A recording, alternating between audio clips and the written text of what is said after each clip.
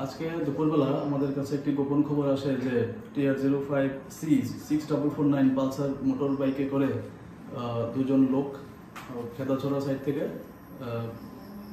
নিষিদ্ধ হিরোইন সহ ধর্মনগরের দিকে যাবে। তো এই খবরটা আমি এসডিপি পানিসাগর স্যারকে জানাই এবং এসডিএম পানিসাগর স্যারকে ইনফর্ম করি একজন ডিসিএমকে পাঠানোর জন্য।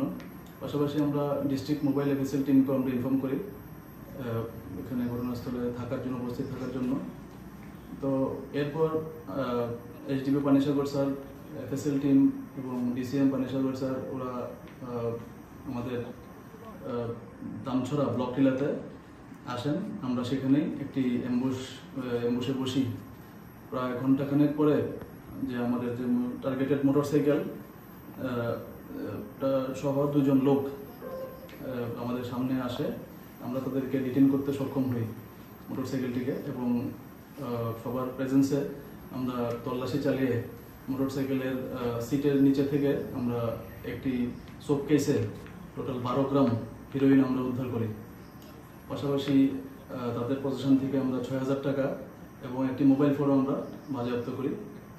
তো এই TR05C6449 পালসার মোটরসাইকেল, 6000 টাকা, 12 গ্রাম হিরোইন এবং একটি মোবাইল ফোন আমরা পুরোটা সিজ করে এবং দুজন যে আটককৃত ব্যক্তি তাদের নাম হচ্ছে জয়নাল উদ্দিন এবং তাজ ডালি, তাদের দুজনের বাড়ি সাকাই বাড়ি, ধর্মনগর।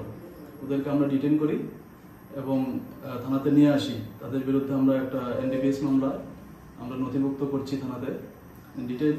বাজেয়াপ্তকৃত হিরোইনের আনুমানিক বাজার মূল্য প্রায় লক্ষাধিক টাকা হবে।